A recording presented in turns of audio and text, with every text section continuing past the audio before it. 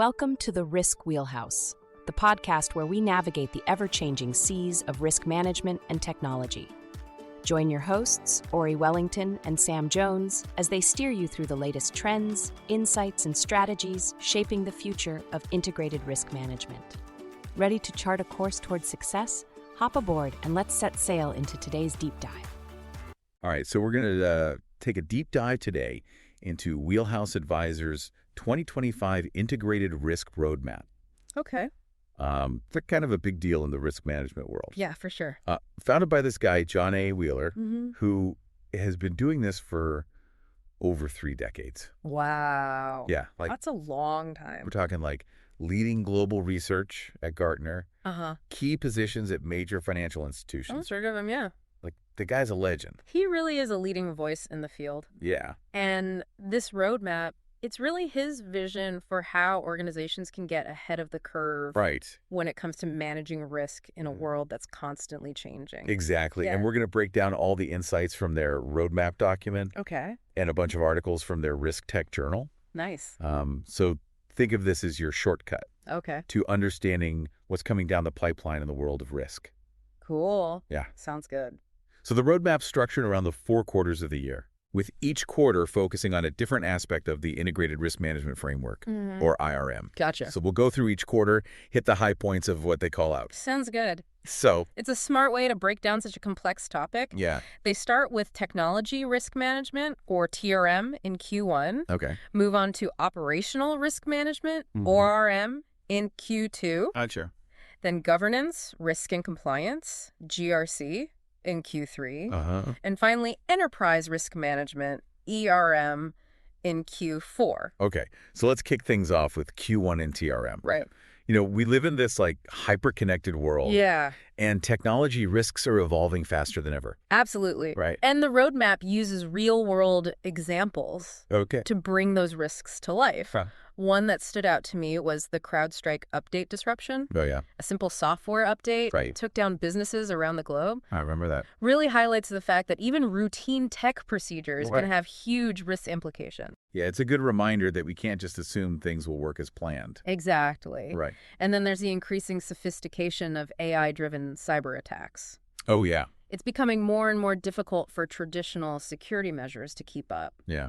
It feels like we're constantly playing catch-up with cybersecurity threats these days. That's why this proactive approach is so important. Right. The roadmap emphasizes understanding these emerging technologies and adapting your security strategy accordingly. So what are some concrete steps organizations can take to, like, improve their TRM? Yeah.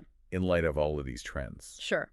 The Risk Tech Journal articles highlight a few key things. Okay. First, they stress the importance of regular vulnerability assessments and penetration testing. Okay. You need to know where your weaknesses are before someone else exploits them. Right. Then they talk about investing in robust security awareness training for employees. All right.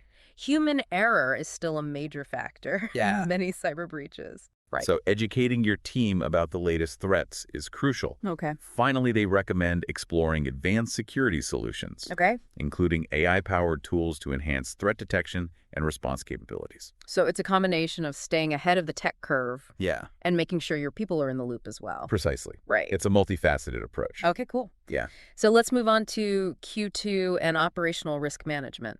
Okay. Or ORM. All right. Between pandemics and geopolitical tensions, it feels like the world is in a constant state of flux these days. That's why ORM is becoming more critical than ever. Right. Organizations need to be ready for anything. Yeah.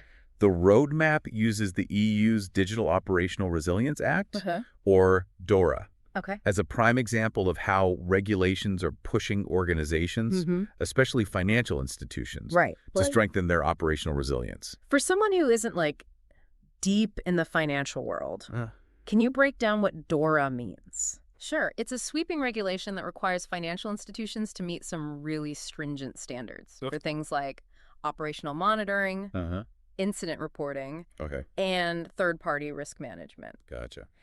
Essentially, they have to be able to prove that they can withstand major disruptions and maintain essential operations. So DORA is basically forcing these institutions to get serious about their operational resilience. Exactly. Yeah. And the Risk Tech Journal dives into how organizations can leverage ORM solutions to manage these new requirements. It highlights the importance of things like real-time monitoring, data analytics, and automation to proactively identify and address potential risks. This seems like it would be relevant to organizations outside of finance as well. You're absolutely right. Right. I mean, supply chain disruptions have been a major issue across industries in recent years. Yeah, the principles of ORM apply to any organization that wants to ensure business continuity. In the face of unexpected challenges, whether it's a pandemic, a natural disaster, or a cyber attack, being able to adapt and keep your operations running smoothly is essential for survival. Okay, that makes total sense. Yeah. So what stood out to you in the Risk Tech Journal as like the most impactful thing organizations can do to improve their ORM? I think the most critical step is developing a comprehensive risk assessment framework. Okay. You need to identify your organization's most critical processes and understand the potential points of failure. Okay. Once you have a clear picture of your vulnerabilities, you can start to develop mitigation strategies. So it's not just about reacting to crises. Right. It's about anticipating them. Exactly. Right. It's about shifting from a reactive to a proactive mindset. Okay, I like that. Yeah. So let's move on to Q3 and GRC. Right. Governance, risk, and compliance. Okay. I feel like regulations are always changing. So this quarter must be all about keeping up with the latest rules. Yeah. And avoiding those hefty fines. That's a big part of it, for sure. Yeah. The roadmap highlights the complexity of the evolving regulatory landscape, especially with the rise of deglobalization. Okay. They specifically point to the EU's NIS2 directive as a game changer. I have to admit, I'm not familiar with that one. Okay. Can you give me like a quick rundown? It basically sets a much higher bar for cybersecurity across a wider range of sectors, and it's going to have a ripple effect on companies around the globe. Interesting. Yeah. It sounds like the EU is really taking the lead on cybersecurity regulations. They are. Yeah. And the Risk Tech Journal emphasizes that organizations need to start preparing for these new requirements now. It's not just about compliance. It's about building a more robust and resilient cybersecurity posture. So what are some practical steps companies can take to meet these new standards? The journal recommends a few key actions. First, conduct a thorough gap analysis to see where your current security practices fall short of the NIS2 requirements. Gotcha. Then develop a plan to address those gaps, which might involve investing in new technologies, implementing new policies, or providing additional training to your staff. It sounds like a pretty involved process. It is. Yeah. But the cost of non-compliance can be even higher. Right. Both financially and reputationally. Okay, so that's NIS2. Right. But the roadmap also talks about ESG. Yes. Environmental, social, and governance factors, right? It is. That seems to be a hot topic these days. Investors and consumers are demanding greater transparency and accountability from companies. Right. And that extends to their risk management practices. So how does ESG fit into the GRC picture? It's becoming an integral part of it. Okay. Organizations need to ensure that their GRC frameworks can accommodate these evolving expectations. This means integrating ESG considerations into their risk assessments. Right. Developing clear policies and procedures related to environmental and social issues. Gotcha. And implementing robust reporting mechanisms to track their progress. It sounds like ESG is adding a whole new layer of complexity to GRC. It is. Right. But it's also an opportunity for organizations to demonstrate their commitment, sustainability, and social responsibility, which can be a competitive advantage in today's market. Yeah. All right. I'm starting to see how all these pieces of the puzzle fit together. Yeah. So now before we get to the final quarter, is there anything else in the Risk Tech Journal articles about Q3? Let me think. That you think our listeners should know? Yes. They have a really insightful section on the importance of building a culture of compliance within an organization. Okay, what do they mean by that? It's about moving beyond simply checking boxes and creating an environment where everyone understands the importance of GRC and actively participates in upholding those standards. Okay. They emphasize the need for clear communication, Right. ongoing training, and a system of rewards and recognition for employees who demonstrate a commitment to compliance. So it's not just about having the right policies and procedures in place. Right. But about making sure everyone in the organization understands and embraces them. Exactly. It's about embedding GRC into the DNA of the company. Okay. I think that's a good place to pause for now. Yeah. We've covered a lot of ground, from technology risks to operational resilience and the evolving regulatory landscape. Absolutely a lot of information. When we come back, we'll dive into the final quarter of the roadmap. Okay. Which focuses on enterprise risk management, or ERM. Sounds good. Stay tuned. Are you ready to see risk management in action? At Wheelhouse Advisors, we've launched a new YouTube channel dedicated to integrated risk management. You'll find quick explainers, insights from our IRM Navigator research reports, highlights from the Risk Journal, and conversations from the Risk Wheelhouse podcast. We're covering the topics that matter most to executives and risk leaders, from AI governance and cyber insurance to operational resilience and regulatory change. Every video is designed to help you anticipate risks, adapt with confidence, and build resilience in a digital-first world. In our first video, we explain how ISO 42001, the EU AI Act, and the NIST AI Risk Management Framework can work together as a unified playbook for AI risk. Subscribe today at youtube.com/@wheelhouseadv and get the latest insights delivered directly to you. That's youtube.com/@wheelhouseadv. Subscribe now and stay ahead of the risks that matter most. Welcome back. So we were talking about GRC and embedding it into the DNA of a company, right? Which is a perfect segue, I think, into Q4 okay. and enterprise risk management, right? Or ERM. Because ERM is all about looking at the big picture. It is. Right. So we've talked about managing technology risks. Yes. Making sure operations can weather any storm. Navigating the world of regulations and compliance. How does ERM tie all of that together?